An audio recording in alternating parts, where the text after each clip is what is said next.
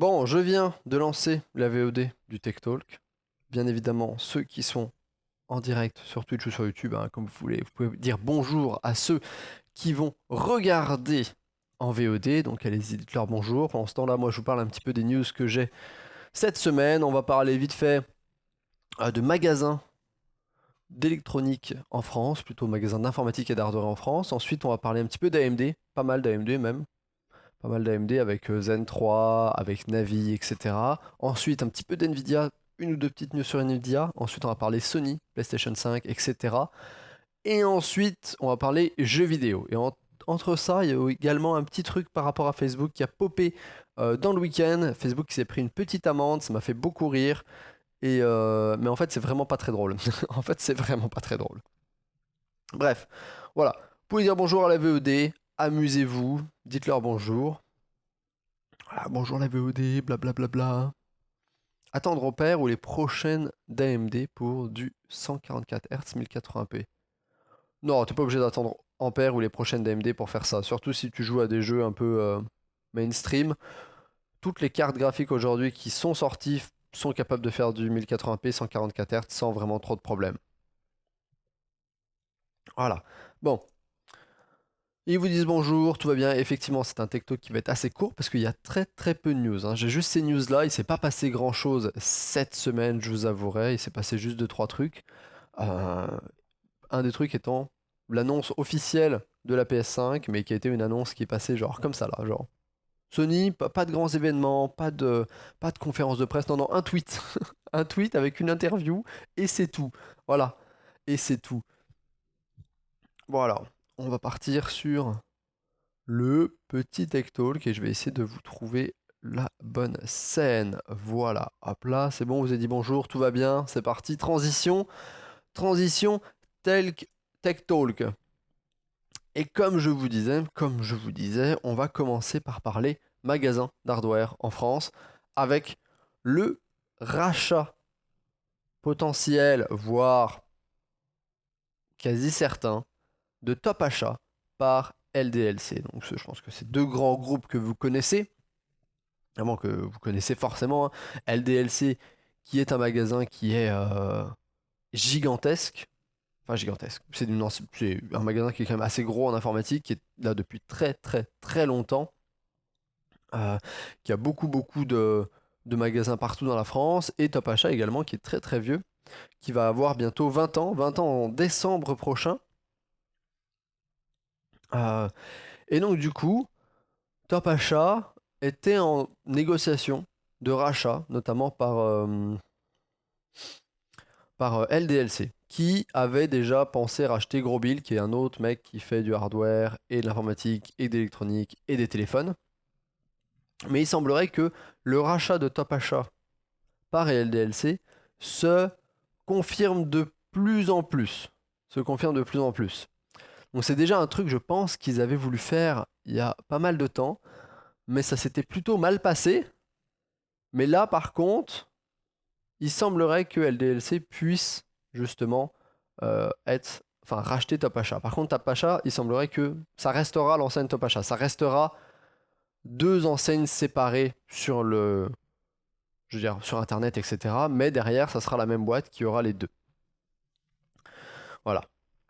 C'est-à-dire que très certainement qu'ils partageront potentiellement des stocks, potentiellement les prix seront les mêmes sur LDLC et sur Top Achat, ce qui n'est pas le cas maintenant. Maintenant, si vous allez sur Top Achat, il y a peut-être des ventes flash, des promos, c'est pas les mêmes promos que sur LDLC, etc. Mais si LDLC rachète Top Achat, tout ça, ça sera comme unifié. Il y aura toujours le site Top Achat, il y aura toujours le site LDLC. Top Achat continuera peut-être d'être géré par les mêmes mecs, etc.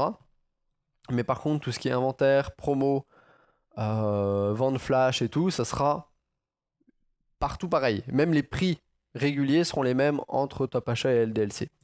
Donc voilà. Voilà. C'est ça pour cette petite news. Je pense que ça change pas grand-chose dans vos habitudes de consommation. Voilà. LDLC avait déjà racheté Material.net. C'était en... Je pense que c'était il y a un an et demi ou 2 ans. Ils avaient déjà racheté Material.net. Et là, du coup, ils vont racheter très fort, enfin, Il y a de très fortes chances qu'ils rachètent Top Achat. Mais Material.net, au final, Material.net, c'est resté toujours Material.net. Ça, c'est la même chose. C'est pas genre Material.net n'a pas disparu pour faire grossir LDLC. Material.net est resté avec son site, par contre, pareil. Pour les prix, ils ont annoncé qu'il n'y aura pas de changement chez Top Achat. Ah bon? Ok, ça serait bien, ça serait bien. Si cette info chat se révèle vraie et que Top Achat reste avec ses prix et ne s'aligne pas sur les prix des LDLC, même s'ils sont rachetés, ça serait bien, ça serait bien. Parce que Top Achat avait quand même des prix qui étaient plus avantageux que LDLC, qu'on se le dise. Généralement, Top Achat était moins cher que LDLC. Le pire service après-vente, ils font de la pub comme quoi c'est les meilleurs. Quelle blague. Alors, les services après-vente, ça dépend. Hein. J'ai testé celui de LDLC, j'ai pas été catastrophé par celui de LDLC, j'ai pas été catastrophé par celui de Top Achat. En vrai, je pense que c'est juste des mauvaises expériences. Mais les services après-vente de base, pour moi, c'est pas souvent des bonnes expériences. Tu vois, quelle que soit la marque, souvent c'est pas des bonnes expériences. J'aimerais bien juste ne pas avoir recours au service après-vente de base. Ouais, Top Achat était moins cher. Plus de téléphones pour les joindre, plus de téléphones pour les joindre, les mecs qui répondent au téléphone te baratinent grave. Ah, ça, par contre, ça c'est chiant. Ça, c'est chiant. C'est sur Twitter et le CM en a parlé en commentaire. Ok, bah ça serait bien que les prix de Top Achat restent les prix de Top Achat parce que sinon, ça serait l'enfer, en vrai. Enfin, ça serait pas l'enfer, mais ça serait dommage pour les consommateurs, c'est-à-dire pour nous, si bah, tous les prix de Top Achat se calaient sur les prix de LDLC. Peut-être que ils ont réussi à garder ça et à faire cette concession-là. Peut-être que LDLC a dit, ok, on va vous racheter, mais on garde, vos prix resteront vos prix, blablabla, etc., etc. Bon, ensuite, une autre news, le SML et Top Achat, ils sont trop sympas. La semaine dernière, ils m'ont remboursé un colis que le livreur a perdu. Ça, c'est nice. Mais en même temps, ils doivent le faire. Une autre news qui concerne des ventilateurs. Alors, une marque de ventilateurs très très connue. Ça fait des années qu'ils font des ventilateurs qui ont toujours la même gueule. Tout le monde crache sur la gueule de ces ventilateurs-là parce qu'ils sont dégueulasses. Hein. Vous savez de qui je parle, bien évidemment. On parle de Noctua.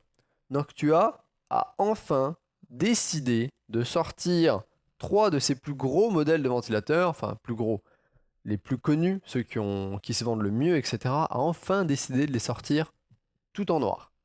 Alors complètement noir. Voilà. Donc là on parle du NH-D15. Je pense c'est le NH-U12 également et le NH-L9. Voilà.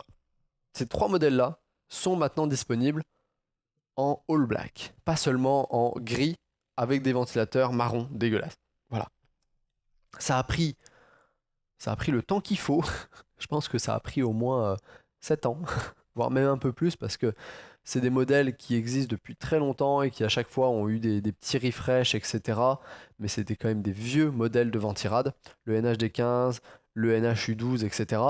Et à chaque fois, ils étaient gris, donc ventirad gris, hein, parce que c'est de l'aluminium ou du nickel, etc. Enfin bref.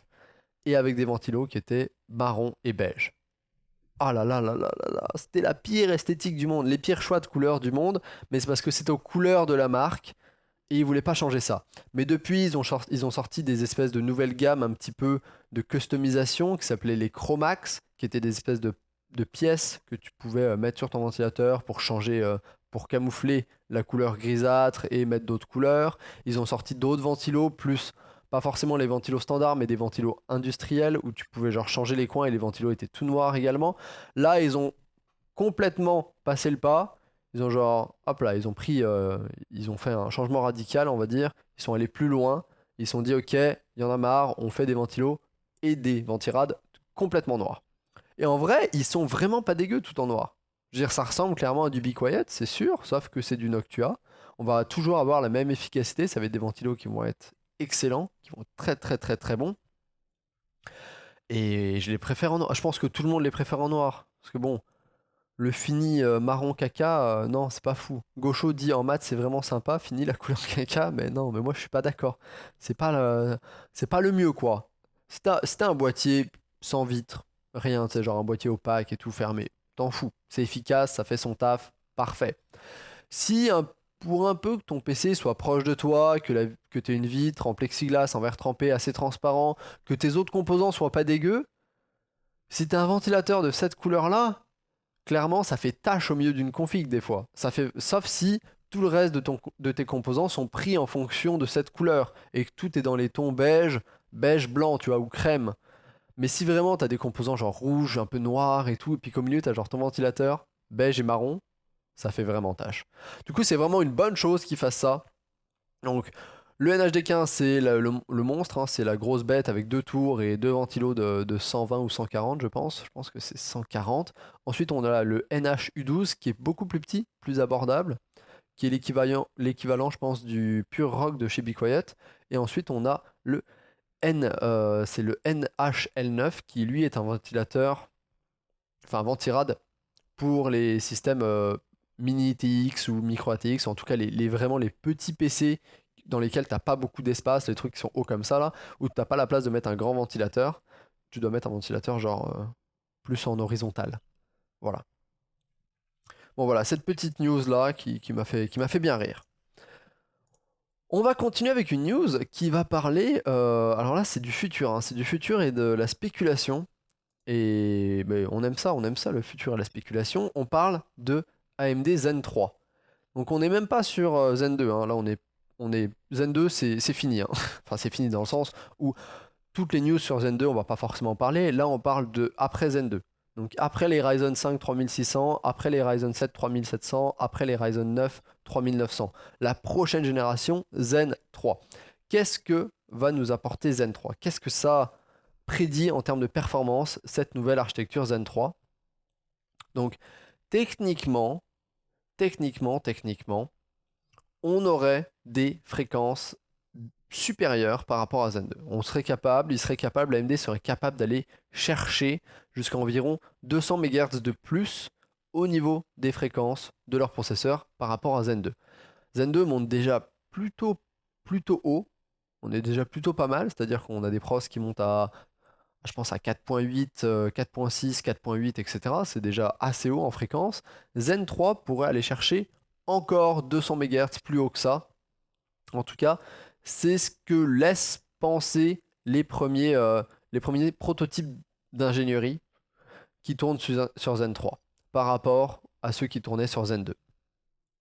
Également, autre chose, on pourrait donc avoir des meilleures performances en IPC par rapport à Zen 2. Il y a eu un énorme gap de gain de performance avec l'IPC notamment entre Zen Plus et Zen 2. C'était genre un des trucs les plus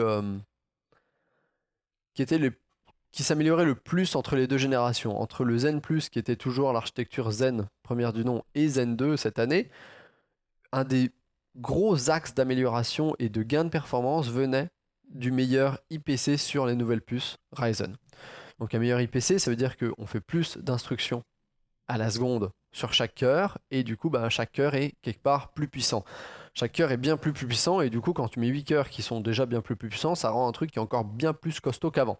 Et donc là, on pourrait avoir une autre aussi augmentation de l'IPC d'environ 8 à 10%, ce qui est aussi pas négligeable, hein, parce que 8 à 10% sur les instructions par c'est par clock ou par cœur à chaque fois j'oublie. À chaque fois j'oublie, je vais mettre IPC, après, acronyme.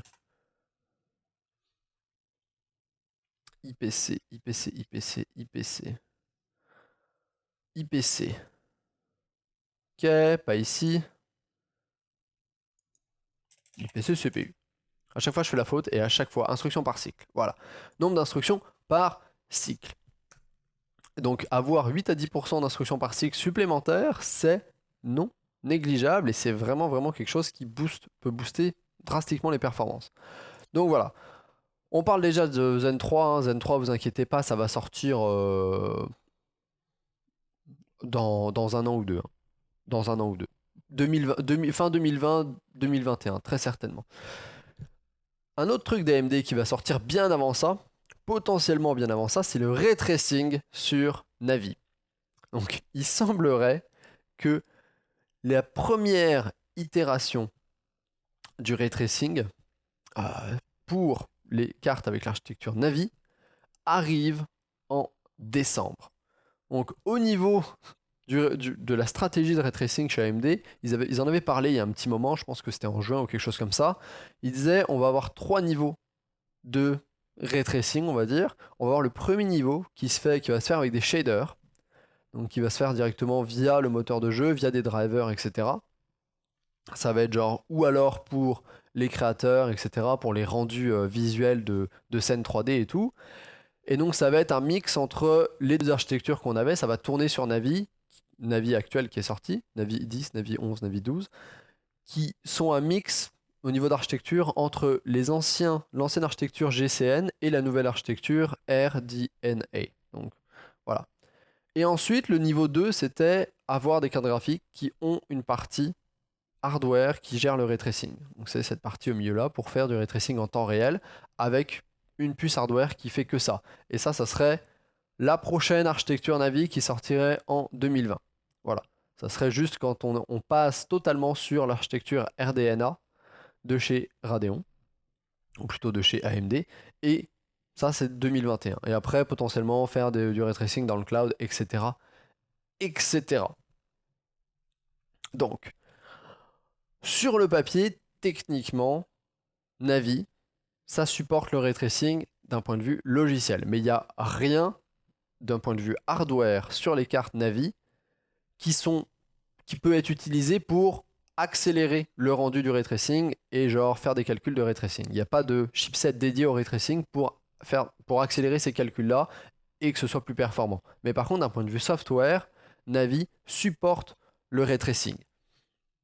Et donc il semblerait que c'est pour ça qu'il sortirait un énorme driver en décembre pour toutes les Radeon 5000, donc les RX 5500, 5500 XT, 5700 et 5700 XT, pour amener clairement, genre de manière officielle, le support de DirectX Ray Tracing sur ces architectures Navi. Voilà. Pour qu'en gros, un driver qui permette aux développeurs d'utiliser aussi les cartes Radeon avec DirectX Ray Tracing et donc d'avoir des jeux avec Ray Tracing qui peuvent tourner sur une architecture AMD et sur les cartes AMD Navi RX 5000. Voilà. Donc, c'est la première news qu'on a par rapport à AMD. La seconde news, c'est que bien évidemment, en 2020, AMD va avoir des cartes qui vont sortir, des cartes graphiques qui vont sortir, qui auront une puce dédiée pour le ray tracing et pour genre l'accélération matérielle du ray tracing. Donc ça sera comme fait Nvidia, il y aura des RT-Cœurs sur les cartes AMD, ça s'appellera pas comme ça, mais ça sera le même principe. Voilà. Bon, par contre, du coup, aucune idée des performances que des jeux avec ray tracing sur des cartes AMD vont pouvoir, ce que ça va donner, les performances de jeux qui ont du ray tracing sur des cartes AMD en décembre quand ça sortira. Aucune idée de ce que ça va donner, aucune idée avec quel jeu ça va être compatible et tout. Mais AMD va techniquement, officiellement supporter le ray tracing à partir de décembre sur ces cartes Navi. Voilà. Bon. La position suivante concerne toujours le ray tracing et ça concerne cette fois-ci Nvidia, bien évidemment. Nvidia lance un programme. Donc c'est un espèce de programme qui va inclure des développeurs, des créateurs, etc., qui s'appelle le Lightspeed Studio, qui est en fait un programme pour ajouter du ray tracing à des jeux PC classiques, donc à des vieux jeux PC qui sont genre des jeux, des classiques du jeu vidéo. C'est pour ça que j'ai dit classique, genre comme ils l'ont fait avec Quake 2, qui est maintenant Quake 2 a le ray tracing. Vous pouvez avoir une version sur Steam, c'est Quake 2 RTX, et vous pouvez activer le ray tracing sur Quake 2 et ça change vraiment, littéralement, le visuel du jeu. Le jeu est limite super beau, alors que c'est un jeu qui est sorti il y a 20 ans. Il est bien plus beau qu'il y a 20 ans. Il n'y a pas à tortiller du cul pour marcher droit là-dessus. Il est vraiment limite même beau pour un jeu actuel. Il serait même beau pour un jeu actuel. Les effets de lumière, les réflexions sont magnifiques, les ombres sont belles et tout. Les effets de particules sont beaux. Et donc du coup, ils ont fait ça avec Quake 2 et ils se sont dit pourquoi ne pas le faire avec d'autres jeux PC. Parce qu'il y a plein d'autres jeux que les gens adorent, qui sont genre vraiment des piliers du jeu vidéo et de la culture vidéoludique. Et Nvidia s'est dit on va essayer, on va voir si on peut pas amener le ray tracing également sur ces jeux-là. Moi, il y a des jeux auxquels je pense, Ils peuvent faire ça sur Doom, Doom premier du nom. Ils peuvent faire ça sur Tomb Raider, premier du nom. Ils peuvent faire ça sur Rayman peut-être. Ple- Plein de jeux comme ça auxquels je pense qui pourraient avoir le ray tracing. Donc pour l'instant, ils ont lancé ce programme-là qui sert à ça, mais ils ont annoncé aucunement les jeux sur lesquels ils allaient bosser. Parce que évidemment, tu peux pas bosser sur tous les jeux. Nvidia va choisir les jeux sur lesquels ils voudraient voir le ray tracing, et après ça va être aussi une discussion avec les développeurs de ces jeux-là et tout, etc., etc. Mais c'est un truc qui est lancé, et du coup vous pourriez voir d'autres Quake RTX qui voient le jour. Genre un Tomb Raider RTX, en vrai ça serait plutôt pas mal quoi. Surtout si s'ils refont les modèles. Voilà, on va dire ça comme ça. On va dire ça comme ça. Warcraft 1 Ray Tracing, en vrai. Ou même Warcraft 2 ou Warcraft 3. Je pense pas qu'il ferait Warcraft 3 Ray Tracing parce que il y a la version remaster de Warcraft qui va sortir et ça ferait trop de concurrence. Mais Warcraft 1 Ray Tracing ou Starcraft 1 Ray Tracing, wouhou. Mais par contre, je pense que en vrai, ils vont plutôt se concentrer sur des jeux solo, soit en troisième personne, soit en première personne. Donc Starcraft, vu que c'est du stratégie en temps réel, vu que c'est un STR, à mon avis, moins. C'est moins applicable pour le ray tracing. Voilà, voilà. Bon, la news suivante concerne bien évidemment, hein, vous en doutez, la PlayStation 5, qui a été annoncée de manière la plus casu du monde. Genre, comme je disais, ils n'ont pas fait de conférence, ils n'ont pas fait de grands événements, etc., dans lequel ils dévoilent la console avec les jeux qui vont sortir, avec la line-up de jeux et tout. Non, non. Sony a juste dit, genre, ils ont juste dévoilé presque officiellement la date de lancement de la PlayStation 5. La date, on a une fenêtre, hein, c'est pendant fin 2020. Ils ont dit Holiday 2020, ce qui veut dire vacances 2020, ce qui veut dire vacances de Noël. Quand ils disent vacances, à chaque fois c'est les vacances de Noël. Donc c'est fin de l'année 2020. Et ils ont juste dit ça, de manière hyper casu, sur une interview. Ensuite ça a popé sur Twitter, etc. Genre, pas d'autres news, c'est tout. Genre juste ça. Et là, on a eu deux, trois autres infos depuis. Genre, par rapport à la manette, etc., qui aura très certainement un espèce de retour haptique au niveau des vibrations pour avoir de meilleures sensations et que on ait un meilleur retour du jeu vers le joueur.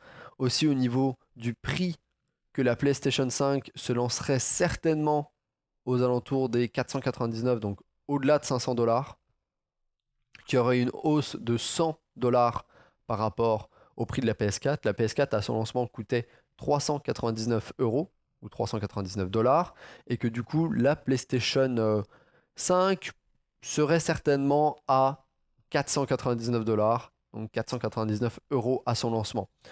On a également un design qui a popé qui n'est pas du tout un design. Tous les gens qui ont vu cette image et qui ont dit le design est dégueulasse, c'est parce que ce n'est pas du tout le design de la PlayStation 5. C'est juste le design du kit de développement. Voilà, c'est tout. Donc la PlayStation 5 ne ressemblera pas du tout à ça. Ceci, c'est... Et en plus, c'est le design du dernier kit de développement en date. C'est-à-dire que bien évidemment, vous en doutez, il y a plein de studios de jeux vidéo qui bossent sur des jeux pour la PlayStation 5. Des jeux qui ne sont pas forcément encore annoncés, puisque la console n'était même pas annoncée officiellement.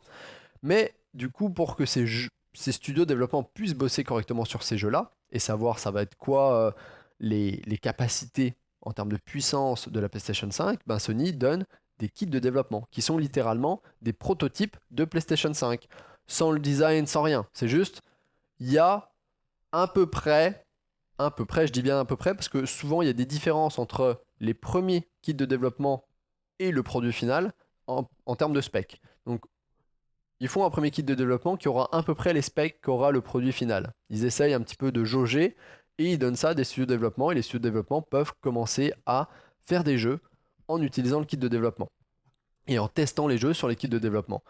Donc ensuite, il y a différentes versions de kits de développement parce que justement, plus tu arrives, plus tu avances dans la conception de la PlayStation 5 et de la console, plus ben, Sony sait ce qu'il va y avoir dedans et raffine ses trucs et tout.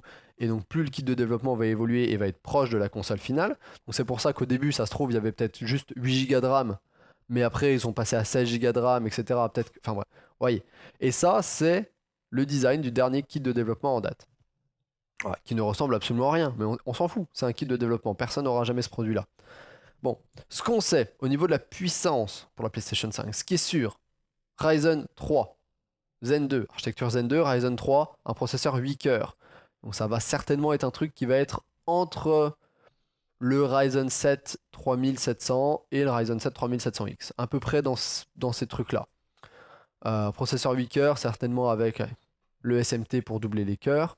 Au niveau du GPU, encore une fois, c'est du AMD, basé sur Navi, avec cette fois le ray tracing qui va être supporté de manière hardware. C'est pour ça que on sait que l'année prochaine, AMD va sortir forcément des GPU qui auront une puce hardware pour le ray tracing, parce qu'on sait que la PlayStation 5, qui aurait un GPU basé sur l'architecture Navi, aura une puce hardware dédiée pour l'accélération et les calculs de ray tracing.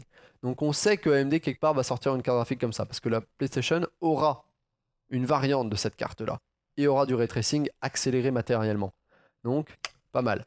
Ensuite, on sait qu'on aura un signal d'output jusqu'en 8K, que techniquement ça peut sortir de la 8K, bon pas pour les jeux, que on pourra avoir du ray tracing au niveau de l'audio, techniquement aussi, qui pourront utiliser le ray tracing pour faire des chemins audio et calculer le son, ça peut être pas mal, qu'il y aura un SSD à l'intérieur, on hésite entre 1 et 2 Tera au niveau du SSD, et qu'au niveau des jeux, ils visent, au niveau de la vidéo, ils visent du 8K, enfin ils peuvent sortir du 8K, mais au niveau des jeux, ils visent de la 4K 120 FPS. Ça doit passer sur certains jeux, sachant qu'ils arrivent à faire de la 4K 30 FPS à l'heure actuelle. À mon avis, la PlayStation 5 et la Xbox Scarlett sont minimum 2 à 3 fois plus puissantes que la PlayStation 4 Pro et que la Xbox One X, à mon avis. À mon avis, on va avoir un gros gap en termes de performance. Quand même un pas mal gros gap. Je pense que ça va être un sacré fossé en termes de performance, donc ça m'étonnerait pas que sur certains jeux, ils arrivent à faire de la 4K 120 FPS. À mon avis, 1080p 120 FPS, ils y arriveront. 4K 120 sur des petits jeux, tu sais, genre sur un jeu, sur des jeux de plateforme ou sur des trucs comme ça, oui. Sur des jeux comme Overwatch, parce qu'Overwatch est sur console, peut-être qu'on sera en 4K 90 FPS, tu vois. Sur des jeux comme quoi d'autre? Qu'est-ce qu'il y a comme jeu? Qu'est-ce qu'il y a comme jeu? Ou sur des jeux solo, sinon sur des jeux solo, il y a moyen qu'ils essayent de faire de l'upscale. Petit jeu alors. Sur des petits jeux, non, mais je pense que techniquement ils peuvent y arriver sur des petits jeux. Après, ça se trouve, ce qu'ils vont vouloir faire, ça dépend de ce qu'ils veulent décider. Ils vont peut-être vouloir faire de la 4K upscale 120 FPS plutôt que de la 4K native 60. Vous voyez ce que je veux dire? Parce que ça se trouve, à mon avis, 4K 60, ils arriveront à le faire. 4K 60, ils devraient arriver à le faire. Il devrait pas trop y avoir de problème. Parce que, à mon avis, comme je vous le dis, en termes de puissance, on va quand même être sur un truc bien plus puissant que la PS4 Pro et que la Xbox One X. Donc, à mon avis, 4K 60, ça devrait passer. Sauf sur des gros jeux, à mon avis, ça pourrait passer. 4K 120, à mon avis, ce qu'ils vont faire, c'est qu'ils vont faire de la 4K upscale. Donc, ils vont certainement faire de la un peu plus que 1080p, mais pas tout à fait 4K, peut-être de la 1440p, upscale en 4K pour pouvoir avoir 120 FPS. Voilà. C'est genre, peut-être que ça sera un truc comme ça. 4K natif 120 FPS, ça serait compliqué, parce que même en termes de PC, c'est difficile à faire. Sauf peut-être sur un ou deux jeux, tu sais, genre, où ça peut passer. Et encore, il y aura de la résolution, le upscale et de la résolution adaptative. Je pense que oui, ouais, oui, pour moi c'était évident. Pour moi c'était évident quand je l'ai dit, mais en fait, comme je l'ai pas dit, vous avez dû me prendre pour un fou à dire que le 4K 120 FPS ça passera sans problème. Non, non, je pense que 4K 120 FPS ils peuvent le faire, mais ils vont faire de l'upscale et ils vont faire de la résolution adaptative. Mais sur le papier, du coup, ils te diront c'est du 4K 120 FPS, tu vois. Mais dans les faits, ça sera du 1440p upscale 4K en 120 FPS. Et ou alors ça sera du 4K avec une résolution qui varie entre 1440p et 4K dynamiquement, tu vois, suivant les performances. Avec option barbecue. Après, il y a aussi le fait que les jeux PlayStation 5 ont pas. Techniquement, je pense que ça sera des jeux qui seront beaux, mais ça sera toujours moins beau que ce que tu pourras faire sur PC. Par contre, le 4K 60, là, je pense qu'il va passer. 1080 120 FPS, ça passera en natif. Alors, une bonne question, c'est savoir si le FreeSync sera compatible, si la résolution adaptative sera compatible. Résolution. Taux de rafraîchissement adaptatif sera compatible avec la PlayStation 5 ou peut-être potentiellement avec la Xbox One, Xbox Scarlett, donc Xbox 2. Eh bien ça, je n'ai pas du tout la réponse et ça, je n'en ai aucune idée. Je ne sais pas si ces consoles-là de prochaine génération supporteront les taux de rafraîchissement variables. Ça, aucune idée. J'aimerais ça, mais je pense pas. Je pense pas. En vrai, je pense pas. Bon, je pense que apparemment, voilà, apparemment, elle pourrait embarquer jusqu'à 24 Go de RAM. Donc techniquement, il y aurait 24 Go de GDDR6, sachant qu'il y aurait genre 4 Go de DDR4 qui serait réservé pour l'OS et du coup 20 Go qui serait pour les jeux vidéo.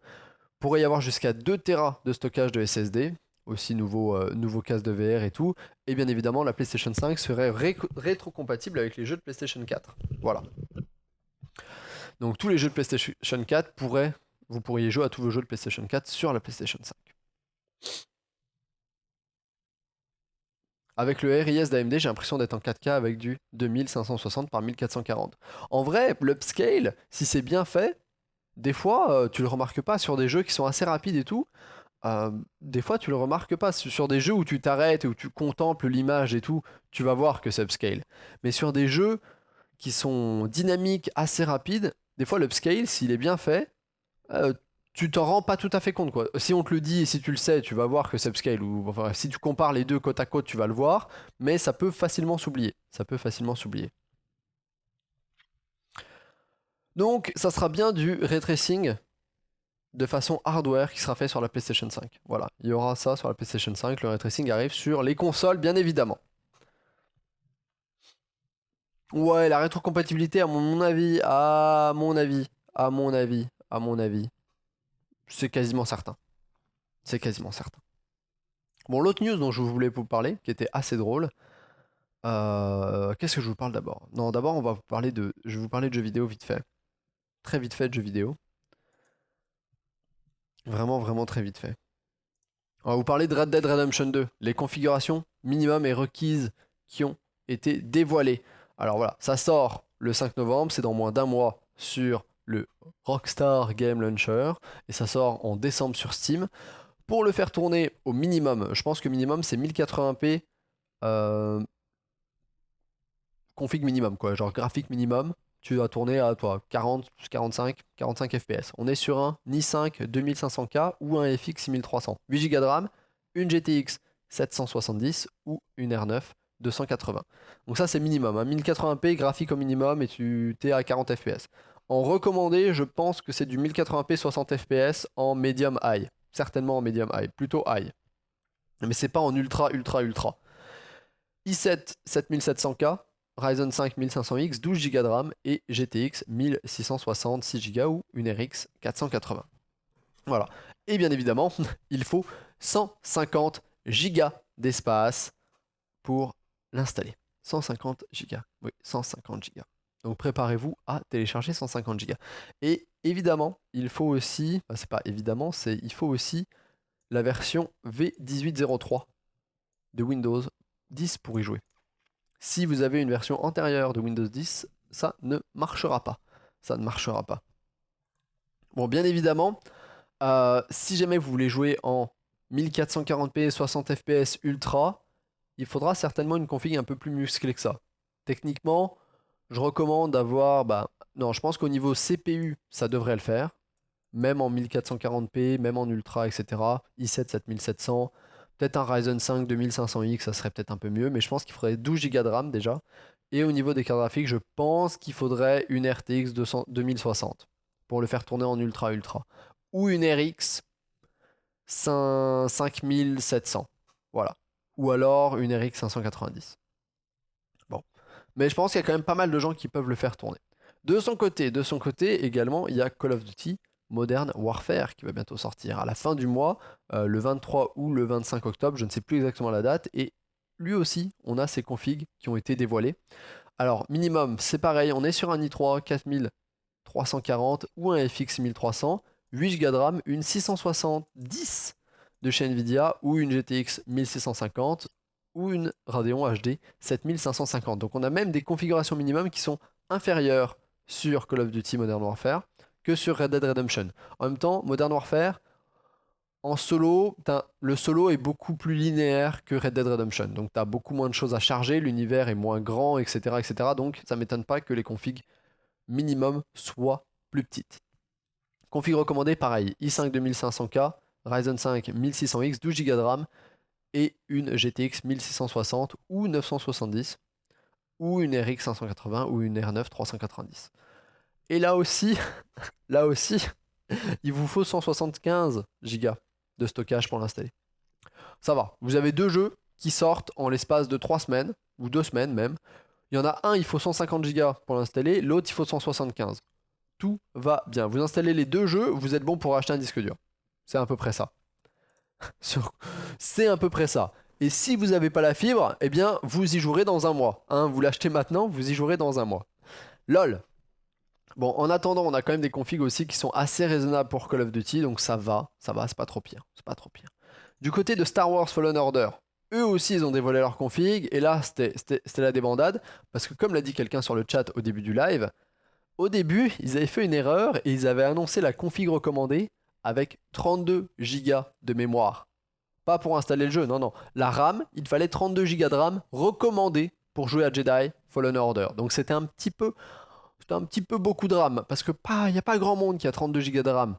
Souvent les gens ont 8, la plupart je pense ont 16, mais avoir 32 Go de RAM, ça commence à faire beaucoup. Voilà. Et au final, non, ils sont revenus sur le truc en disant genre non, non, c'était une erreur de frappe. C'est pas 32, c'est 16 Go de RAM qu'il faut. Merci à Alex06 qui balance 5,49€ pour me nourrir. Merci. Et qui m'a mis un petit cadeau. Merci à toi, Alex. Des bisous, je t'embrasse. Merci. Donc, la config minimale i3, FX 6100, 8 Go de RAM.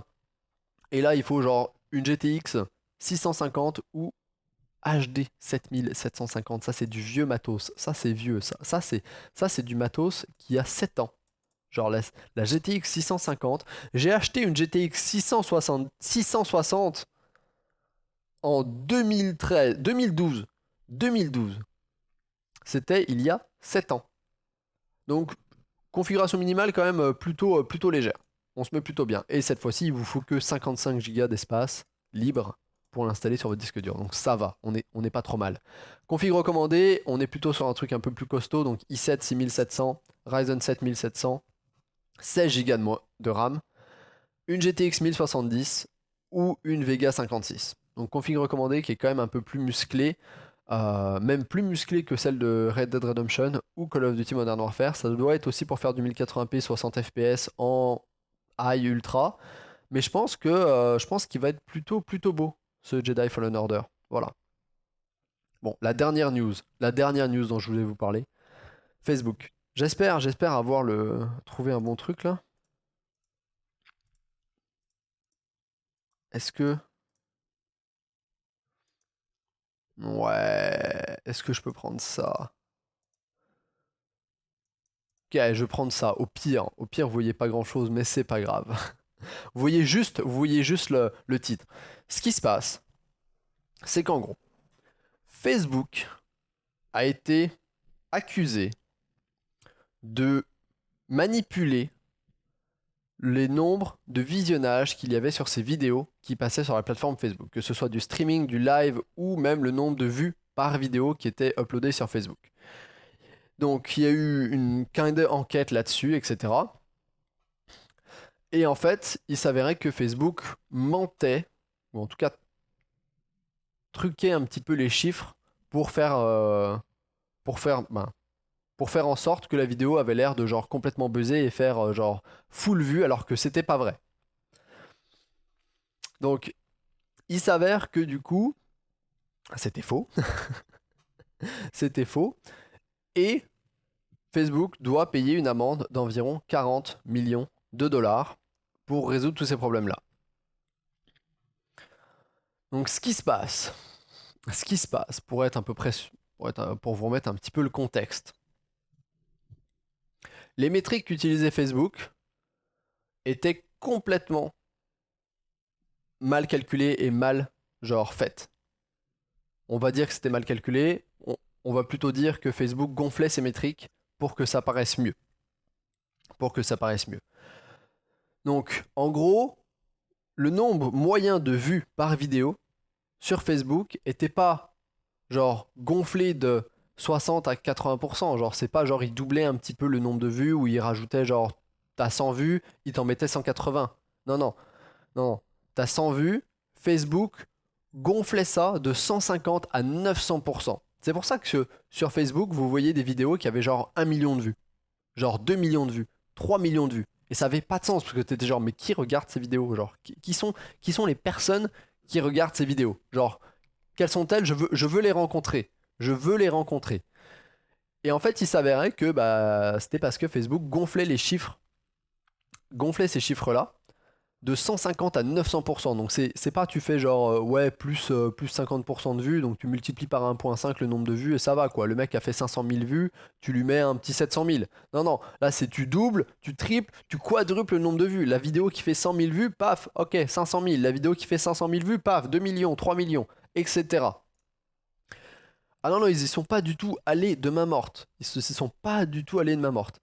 Ce qui fait que Facebook a été poursuivi pour ce problème-là, dans le sens où ça pose un problème de compétition injuste.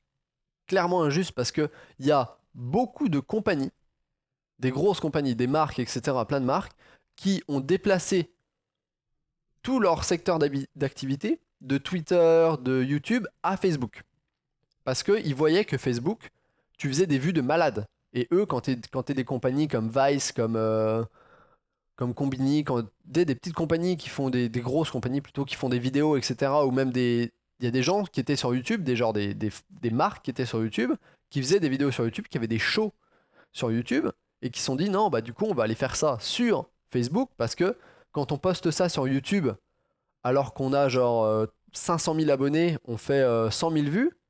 Sur Facebook, notre page a 500 000 likes et 500 000 abonnés, on fait 3 millions de vues. Et donc du coup, ils ont déplacé tout ça sur Facebook. Sauf que sur Facebook, ça rapportait beaucoup moins, parce qu'au final, Facebook pouvait pas payer autant, parce qu'en fait, ils gonflaient les chiffres, mais derrière, ils n'avaient pas l'argent des publicités qui revenaient, parce que c'était juste des chiffres gonflés, mais derrière, ils touchaient pas l'argent des pubs. Donc Facebook payait beaucoup moins pour... le CPM sur Facebook était beaucoup plus bas. Du coup, ils payaient beaucoup moins les gens pour le même nombre de... Enfin, par rapport au nombre de vues que ces gens faisaient, ils les payaient quasiment pas.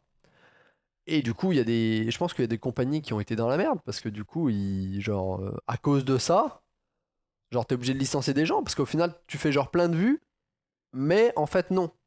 Parce que Facebook ment sur les vues que tu fais. Donc, tu touches beaucoup moins d'argent. Toi, tu penses que ta vidéo a marché, en fait, non, ta vidéo a pas marché. Tu vas toucher 2 euros au lieu d'en toucher 200. Et au final, tu peux pas employer tous les gens que t'emploies parce que ça marche pas. Et parce que tu peux pas les payer. Et donc Facebook, suite à ça, doit payer une amende de 40 millions de dollars. Qui au final est négligeable par rapport au coût et aux dommages qui ont été créés par leur système. Genre tous ceux qui s'en plaignent estiment qu'ils ont entre 100 et 200 millions de dommages et intérêts là, collatéraux, que ça leur a fait perdre entre 100 et 200 millions d'argent, et Facebook a juste à payer 40 millions de dollars, qui est comme 0,1% du revenu annuel de Facebook. Je pense que c'est un truc comme ça, je pense que c'est comme 0,1% du revenu annuel de Facebook. Et regardez un petit peu ce magnifique tweet. Les mesures du nombre de vues étaient gonflées de 150 à 900%. Toutes les compagnies ont déplacé leur stratégie vers la vidéo et vers Facebook en vidéo. Et il y a des compagnies qui ont littéralement fait faillite, perdu des emplois, enfin des gens qui ont perdu leur emploi, etc. Et Facebook s'en tire avec 0,18% de leur revenu annuel, qui est à dire 40 millions. Vous avez juste à payer 0,2% de votre revenu annuel et c'est bon, tout va bien. Donc c'est clairement du gros foutage de gueule. Voilà. Gros foutage de gueule. De la part de Facebook. Et je comprends pas pourquoi ils font ça. Donc Facebook descend encore dans l'estime des gens. Bon. C'était tout pour ce Tech Talk. J'espère que ça vous aura plu. N'hésitez pas à liker si vous avez liké, disliker si vous avez disliké. Laissez vos questions, remarques en commentaire bien évidemment. Et sur ce, comme d'habitude, moi je vous dis à ciao, bonsoir.